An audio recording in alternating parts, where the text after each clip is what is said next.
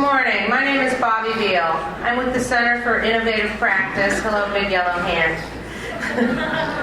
I'm with the Center of Innovative Practice, which focuses on best practices and evidence-supported practices for children's behavioral health care, funded by OMAS, and working out of Case Western Reserve University. But my role here today is to facilitate a panel of experts. Ohio's TIC initiative has made significant progress over the last few years, due in part to the state leadership setting their sights on what needed to have happen in this state, and statewide participation. And as a matter of fact, I'd like for a moment to see by raise of hands how many people have participated in one of the regional collaboratives around the state. Yes. That's fabulous. Thank you very much, and thanks for being here today. Another part of the TIC initiative was Train the Trainers, and we just got some numbers out this last week that we've rolled out over 200 trainings, serving over almost 7,000 people across the state of Ohio with TIC training. So honestly, I think we need to give ourselves a hand for that one. That's a lot of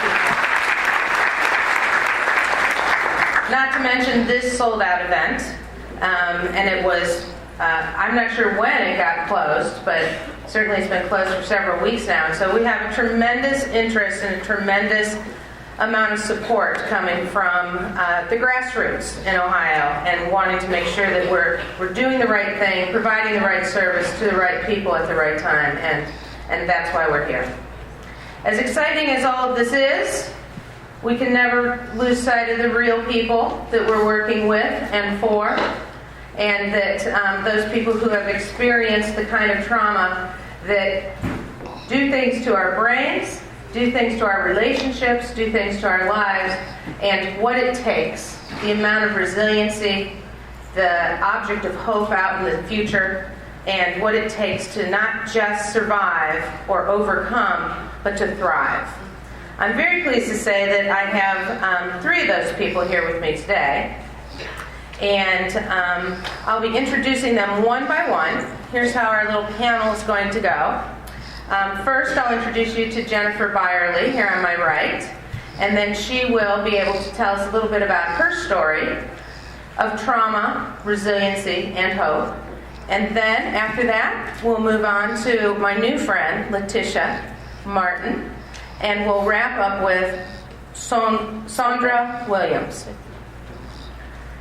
At that point, if anybody has any comments or questions that you would like to give to us, you can be thinking about that throughout all three presentations, and at the end we should have a few minutes to have some exchange back and forth with our panel. So welcome to Trauma-Informed Care from the Experts. The first person is Jennifer Byerly. Jennifer would like us all to know how much she loves dogs, and that she is very proud of her independent life. She currently works at a doggy daycare, but she recently is most proud of the fact that she got a new job at the Akron Zoo. She lives on her own and really enjoys bowling and dancing. Here's Jennifer.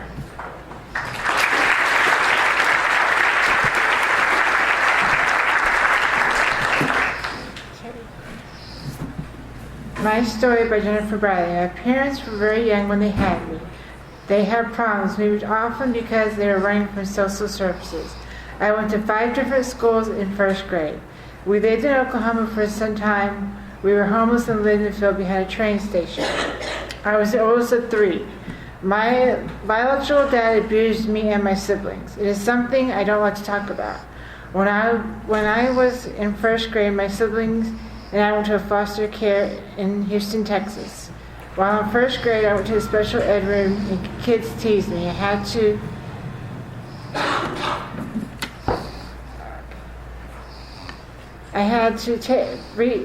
retake first grade 3 times. My younger siblings were living in a foster family, the Byerlys, and I was living in a children's home called Casa. Eventually, I moved with the Byerlys to be with my siblings. I was nervous, but they threw me an 8th birthday party. Things were okay for a while. They were nice, but I had a lot of chores. I did most of the housework. They pulled me out of school in 3rd grade and homeschooled me. It was hard for me to learn because I have an intellectual disability. I really didn't do much schoolwork and didn't go many places except church. At 12 years old, the Byerleys adopted me and my 2 siblings. They also adopted 4 older boys. One of them abused me, but he's in jail now.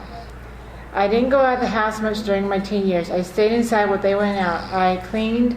My adopted parents were strict. I wasn't allowed to date, get a job, or try for a GED. They wouldn't let me use the stove or cook either. I had no friends. I was told to watch children at church, and that was the only time I went out. I have a genetic skin disease and scoliosis. I have had 2 back surgeries, and I had to fuse my back. It was not fun. My adopted mom passed away when I was 30, and my adopted dad moved to Ohio. Then he married my stepmom. Eventually, I moved to Ohio too. My stepmom is nice, and she saw my potential. Up until then, no one thought I could do much. I had challenges I knew I wanted to a full life. I had learned how to do laundry and cook and take care of myself. I am resilient. I got a job at Dolly Daycare, which is a program that pays minimum wage. I even found a boyfriend. He is wonderful, but he's since passed away. I made friends, cooked, went on trips, went to dances, went out to eat, and bowled. In the time I moved, but then it was time for me to have my own space. 3 years ago, I moved into my own 1-bedroom apartment. My stepmom and stepsister had to talk my dad into because he thought I would fail. But I'm doing fine. My dad is very impressed. I have met my challenges of supporting my stepmom, adopted dad, stepsister, and my SSA. I have neighbors and friends who also support me. Currently, I got a job at the zoo. I have an IO waiver, and I'm allowed for me to have providers that help me make shopping lists, shop, and take me places I need to go. Don't give up helping others to reach their dreams. If I can do it, others can too. My advice for others is to stay strong. Stay strong. Help will come, even in the bad times. I thought there was something better out there for me out there. My positive attitude gives me strength.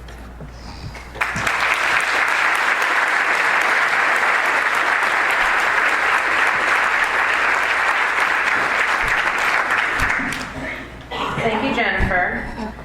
Next up is Letitia Martin.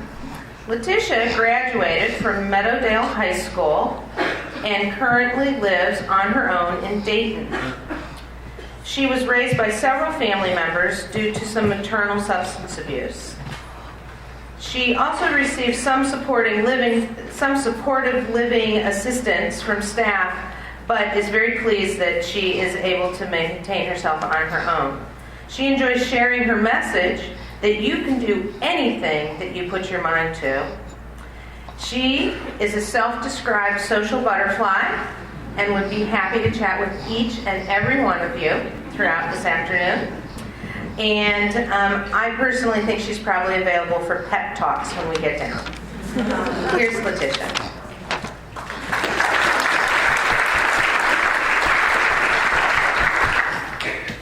I am 34 years old from Dayton, Ohio. I graduated from Meadowdale High School for International Studies, and my disability is cerebral palsy.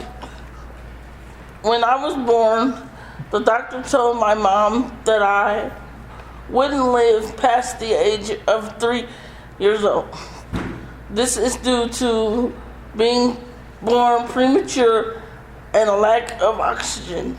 After my mom found this information from the doctor, she continued to do drugs and alcohol. I was given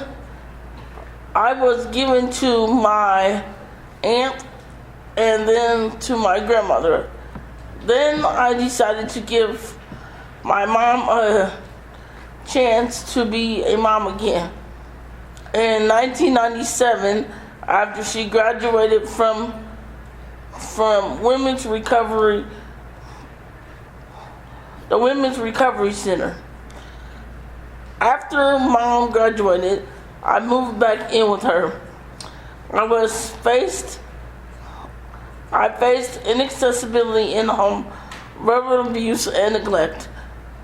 I tried to inform my mom that we needed a wheelchair ramp.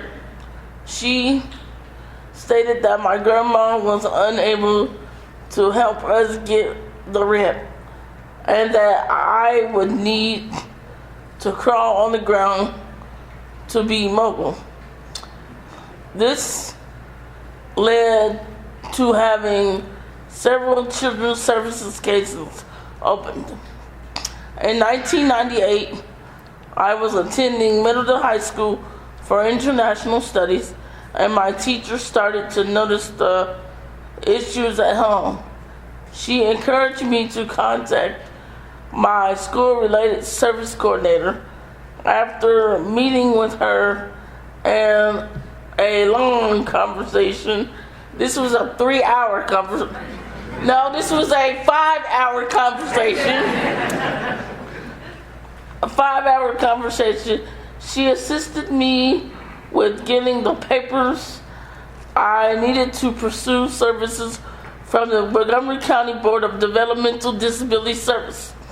In March 2002, I became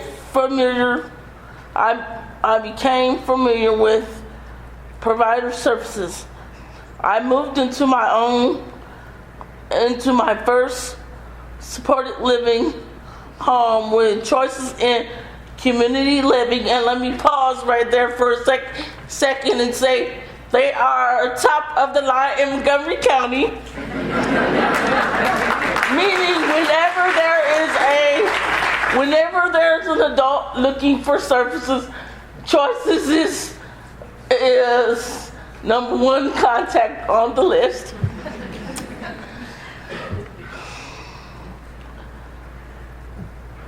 I learned how to become more independent by doing laundry, paying bills, cooking meals. The staff provided me with the support I needed to be a happy young lady. In 2006, I moved into another home that had more space to accommodate the use of my wheelchair. This home was larger and allowed me to have the space I needed to be more independent. It was equipped with grab bar, step stool, a roll under sink, and so I may fit underneath while in my wheelchair. I was able to wash my own dishes and use the washer and dryer to complete my own laundry. There I was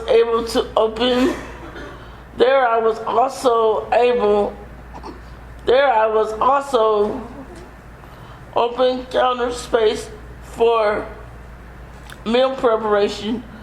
This year brought other placement opportunities in that I went to Florida, enjoyed my first cruise, and bought my favorite purchase, a new game system.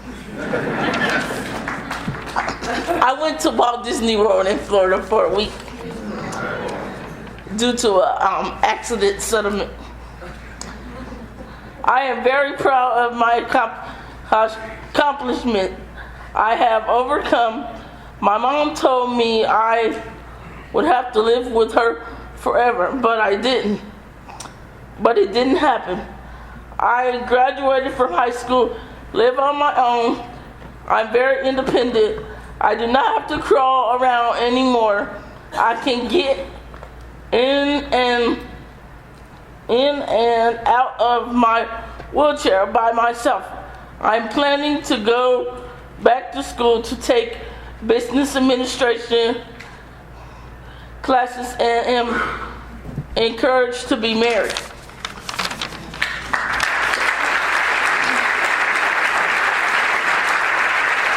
Now comes my favorite part of my whole speech, my message of hope. You can do anything you put your mind to. I've set my mind on doing everything I want and have done everything. There has been so many people who have helped me, I can't name them all. My biggest motivator and fan is me.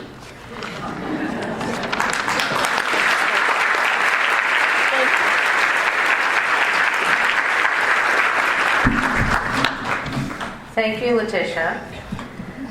Third and final for this morning's panel is Sondra Williams.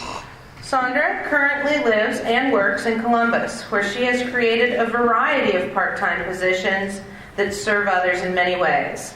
She serves as an advisory member for OCOLLI and Ohio's TIC Initiative. She also sits on an advisory board for the Autism Society of America.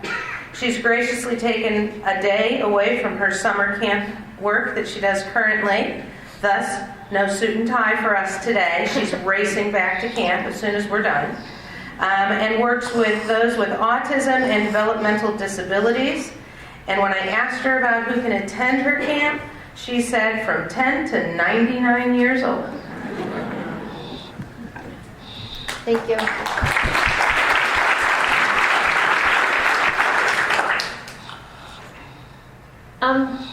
That is true. I opened it up because there's not very much for adults with disabilities. Once they turn out of high school, it's like, what do you do? Off topic, but my camps aren't for just fun, fluffy stuff. We actually work on vocational pieces to help them develop skills to create jobs. But about my own traumas, starting out in childhood, there was a lot of abuse and neglect.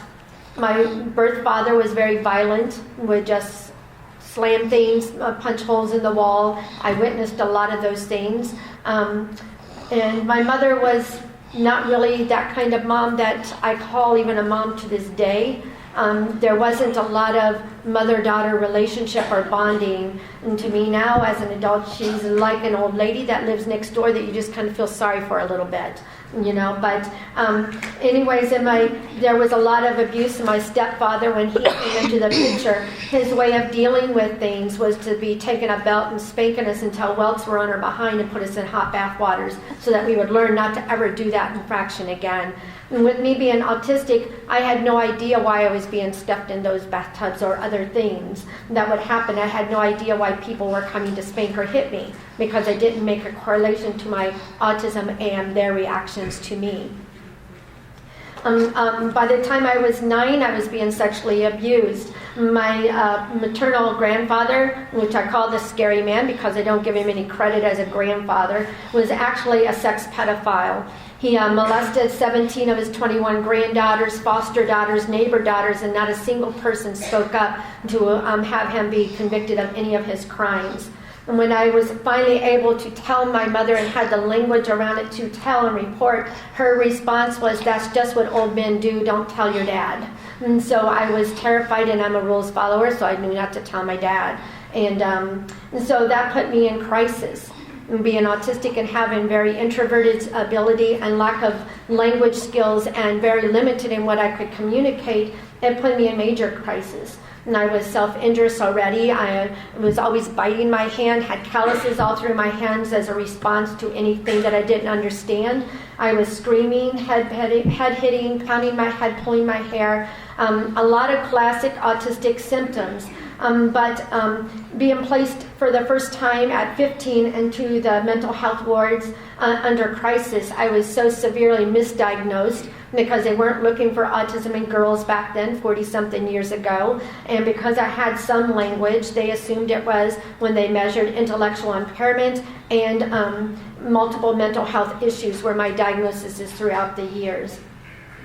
Being misdiagnosed can be a trauma in itself, because they will try to medicate you and treat you under one mode when it's not even the way you process and the information isn't correct for yourself.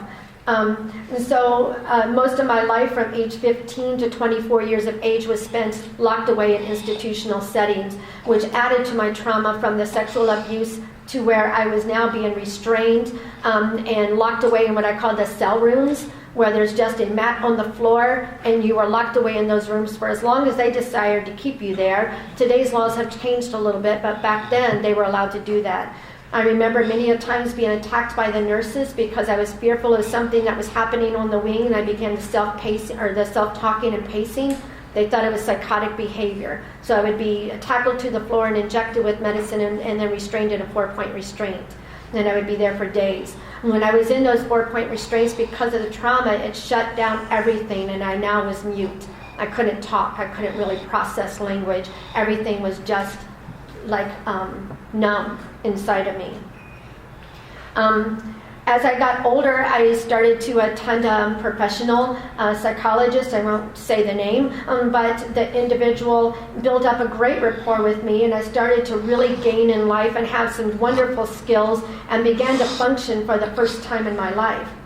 And then this same psychologist did no better than what my parents did. Began to attack me, began to accuse me of things, began to demand that certain things were true that weren't true inside of me, and started doing all this stuff that built up this major crisis where I felt traumatized repetitively, but I didn't know how to escape it. I still kept showing up, not realizing I had a choice to go away. The same professional, when I finally pulled away, began to call me with harassing phone calls, hours and hours. The other issue was that is I began to tell for the first time, but I felt huge betrayal by the systems who were there to help protect me, didn't do anything. They let him get away with what he got away with. Even though I had all this evidence against what was going on, it came to a final he said, she said kind of thing because he was doing it in private sessions where nobody could see. So I felt extremely betrayed by everybody in the world. I felt all my life everybody has hurt me and nobody's done nothing. So it led to a major issue of suicidal ideation. I just wanted to die, which placed me right back into crisis, right back into the institutional settings, because I didn't want to live anymore. But my recovery and healing was when I was at starting about a year into my healing process of that, I ran across Kim Kyle, who's somewhere over there. I saw him standing earlier. But he was at where I was working, and I went in to talk to one of my friends, peers, co-workers, but she was always a friend first. And I just happened to come into her office, and Kim was there, and he was talking about trauma-informed care. And instantly, my heart lifted up, and I'm like, I so want to be involved. And so he asked me if I would like to be involved, and I told him yes. That was the first opening door of opportunity, and I'll shout that word, opportunity, because many of us aren't given the opportunity, but he gave me the opportunity, and trauma-informed care, being a part of it and being on this panel has literally taken the duct tape off and said, it's okay, tell your story. So I feel embraced for the first time in my life that it's okay, that I'm okay. And so I began to build, because of having the opportunities to be on several boards and working groups in the field of autism and disability at state, local, and national levels. I became a national speaker about 15 years ago, but I now love that I can speak about trauma in the last 3 years. When it comes to therapy, I was telling Bobby Beal, one of the important things about therapy is that just build rapport with us when we come in from trauma that are coming to you. Build rapport first before you do anything else so that we can feel safe to open that door. You need to emotionally connect, even though they tell you to emotionally not connect with your clients or consumers. But you need to emotionally connect at that moment because we need to feel that you really do care and are listening. And so make sure that you're connecting before you interrupt us with our story and try to ask questions in between. Don't let us start telling our story and say, but wait, we want to go back there and let's talk about that, because that might fragment our story and make us feel like you're not really listening, that you're still doing that therapeutic stuff when we just need somebody to listen to us. I've had therapists in the past who were just sitting there the whole time when they're talking to me taking notes. What would that tell you if you went to your boss and you're having some kind of important thing that you want to talk to them about and they're not even looking really at you and they're just sitting there taking notes? Even though we have disabilities, we're very aware when you're not engaged with what we're saying and with us. And so that's one of the things that helped build that resiliency in me, is being able to find the right fit. Once I was suicidal, and the DD helped me, encouraged me to go back into psychology because I was in such a crisis, and I was really fearful of doing that. And I said, well, I'm willing to try it as long as it's a female this time.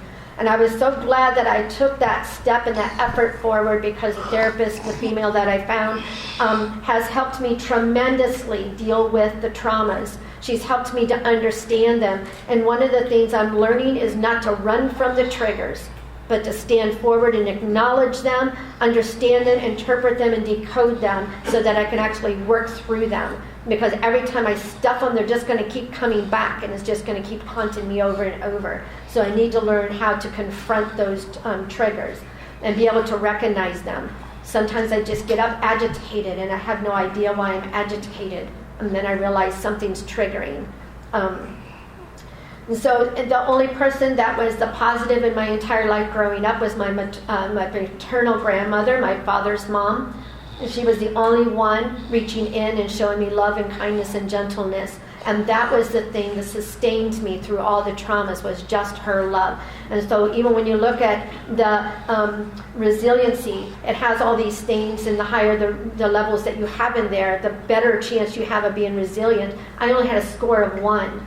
So just to let you know and hope that even if you have just one strong, positive person in your life, it can make a difference of how you deal with all the traumas in your life.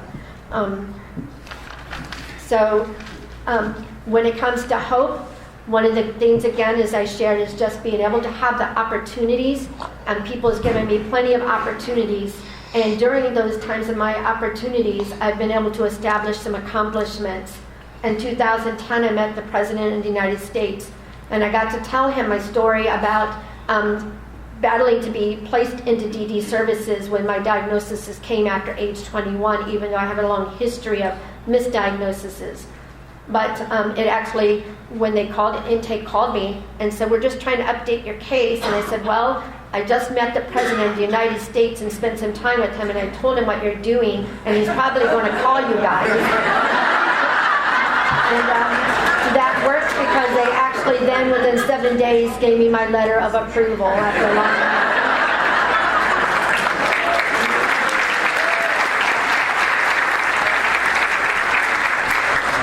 They were looking at attributes of myself, and that's why I was being denied, because they realized I was married, that I had children, and if I had those things, then it meant I'm functional. And I said, living in an institution all of your life is not functional. Being in and out of crisis is not functional. Having aging and having autism, and you're now having all these medical things, does not make you as functional as you could be. And so I needed their support. In 2013, because of my outstanding work in advocacy and working with youth and adults with disabilities, I received the Courage Award from the Governor Kasich. In 2016, I received the Impact Award for my outstanding work in trauma. And that's my stories.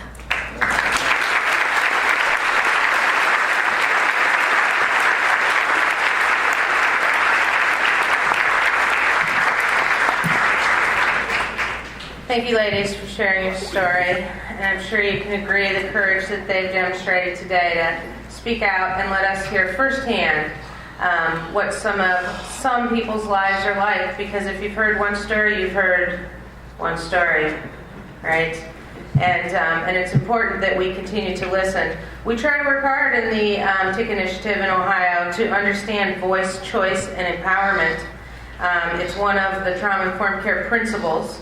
And we try at every level to involve people with lived experience, and we encourage those of you in organizations and agencies to also involve people with lived experience in panels, committees, meetings, focus groups, input for what's happening in this initiative across the state. At this time, if anybody has any questions, comments, or feedback for our panelists, I'd be happy to field those.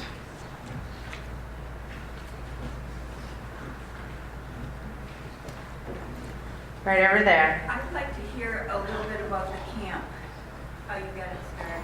She would like to hear a little bit, I'll just repeat so that everybody can hear, a little bit about Sondra's camp and how she got it started. Well, my camp started about 6 years ago, and I was doing it independently. because I felt like there's not enough opportunity for individuals with disabilities as they become adults. And the camps that I had seen were the fun, fluffy things, let's go canoeing, let's go swimming. Those are needed. But what's really needed more is encouragement of using their interest in their skill sets and develop it into a vocational piece. People say, how does that work? I was able to support an individual from Los Angeles, California, who comes in and teaches my animation camp. And she was 17 with autism.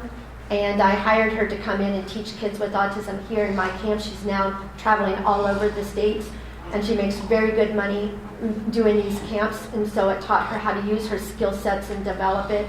And so I decided to take that curriculum and make 9 different camps. And so the summer camps are basically photography, animation. PowerPoint is huge because the PowerPoint is teaching them who, when they need to advocate but struggle in a group, and can't get their words out, they can put it in a PowerPoint and give a PowerPoint presentation as part of their input for their advocacy, especially in IEPs. So those are the kinds of things that I've done, and I shared my dream with Step by Step Academy here in Columbus, Ohio, and I asked them if they would support the business side, if they would hire me to do the, and they hired me to do the development and creation of the program. Thanks. Sounds wonderful. Thank you. Thanks, Sondra. Anybody else? It made me wonder, Jennifer. Oh, is there a hand? I was just going to say thank you for coming and sharing your stories. Thank you. That's not an easy thing to do.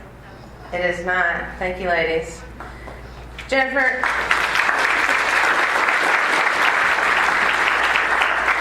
I know you're very pleased at getting a new job with the Akron Zoo, and I wondered if you could talk a little bit about what were some of the steps that needed to happen for you to be able to find a new job. Well, the reason is I had one job and I was looking for something else to fill my time with because I was bored at home. The thing is, what happened is my sister found out that they had an expo going on at the zoo.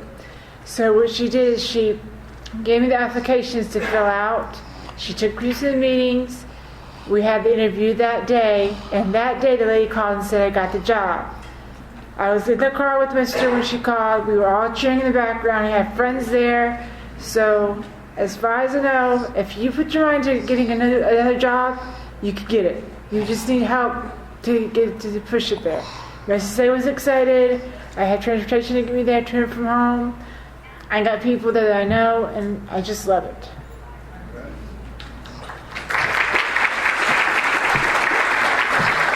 Should I end up again? In the blacksmith. Letitia, I was wondering, say you have cerebral palsy, but you actually seem to be doing really well. Is that just perseverance? From what I was told, and I'm speaking from the medical terminology here, from what I was told, I have the mild to moderate cerebral palsy. It mostly affects my arms and legs and my cognitive ability. So, no, it's not something that I have overcome. It's something that I have learned how to deal with. Your cognitive ability actually seems pretty good. That was a great conjugate. Thank you. Any other comments or questions? Yep. I would just like to say thank you for your strength and versatility. I feel very privileged to have been a part of this here this week. And I can only hope that you act strong. Thank you. We really appreciate the encouragement to keep living our lives and don't let our trauma impact our life.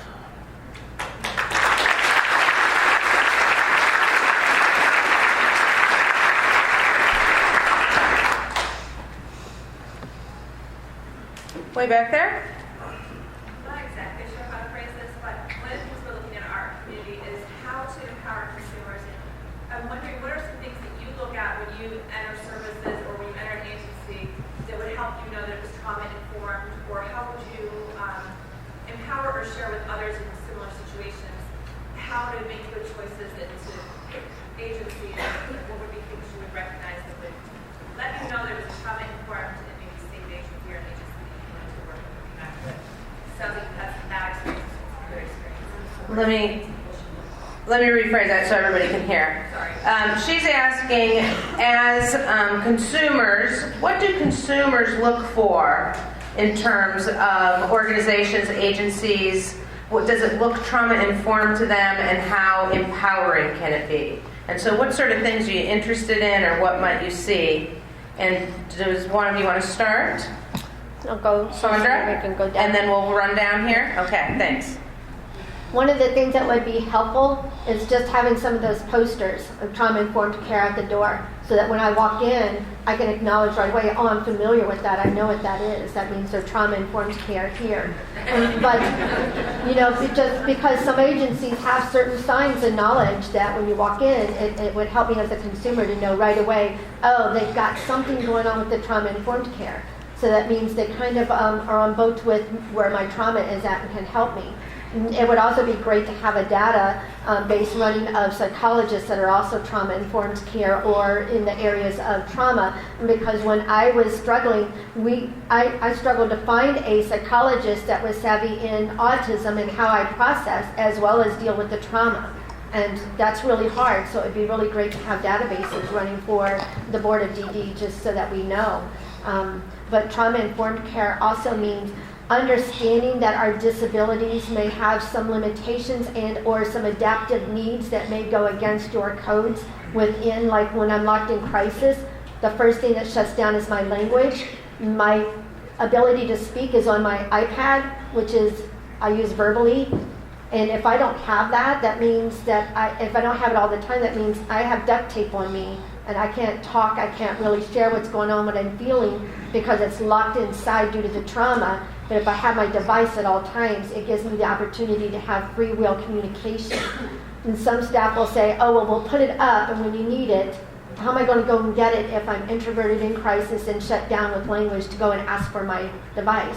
How many of you want duct tape on and only allowed to have it off when the boss says you can have it off? And so we need to look at those kinds of things to make sure that we're supporting the disability side as well.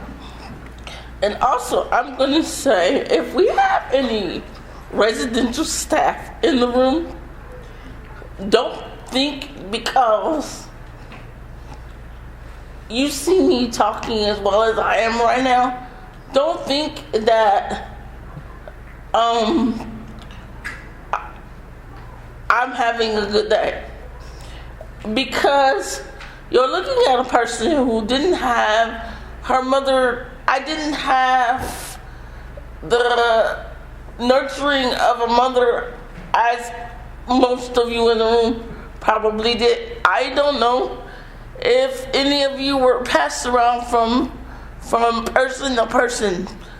And so and also what I tell people is, when I am stressing this to our county board right now, when we build a relationship, so let's say Bobby was my staff, and Bobby's been with me for majority of my 14 years. Don't fire Bobby over something really, really little, because you know what? Who's gonna reap the consequences of her getting fired? That's right. Who's going to have to make people understand my trauma all over again? I don't want to have to keep doing that. So when I build a relationship, I want to establish that relationship as though it's a marriage. Like, for instance, me and my staff, Stacy over there, it's almost looking like, I don't know, but it could be as in, how the marriage, how the vows say through sickness and health, till death do us part. Well, you know what? And I'll sit and I'll tell Stacy's husband this. As long as me and Stacy together, our relationship is going to be as though we're married, because you don't find very many people that are caring and considerate of our trauma, as well as people like Stacy, who have been in the field for a long time, and they don't let little things bother them. Like I had staff tell me, I'm just seeking attention because I'm spoiled. No, I'm seeking attention because I found the attention that I've been looking for all of my life.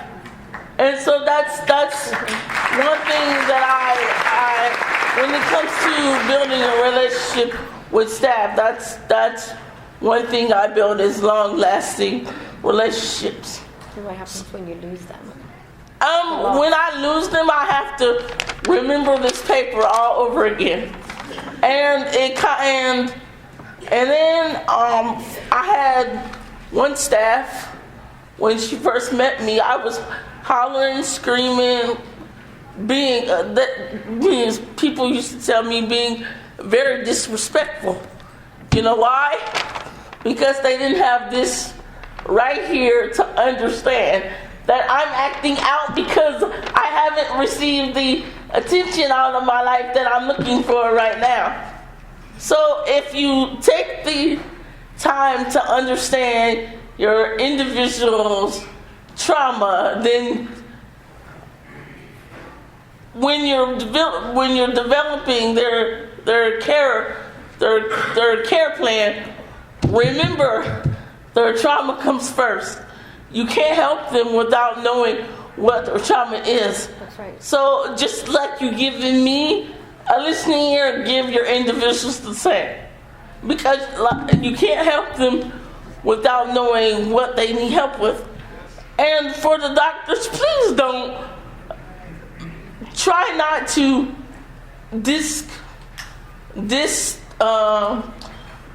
diagnose the problem until you know what the problem is, because you could treat one thing, but they have multiple things going on. So always I'm going to put it like this, always put your puzzle together before you start your treatment plan. Don't put your treatment plan together without putting your puzzle together, because I'm telling you, it'll be harder than ever to do.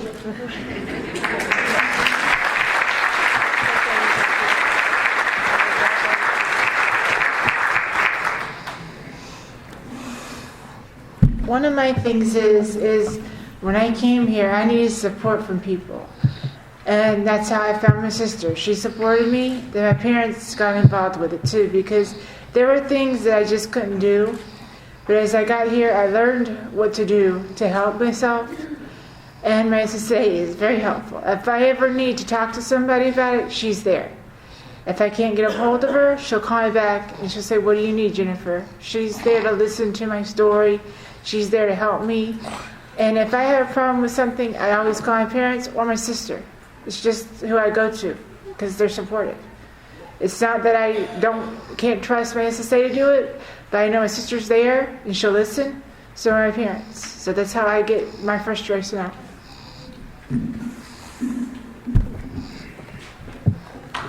Thanks, ladies. Any other questions? Well, I want to thank you again for listening to our panel presentation. I want to thank you three fine ladies for joining me up here and sharing your story. Let's give them a round of applause.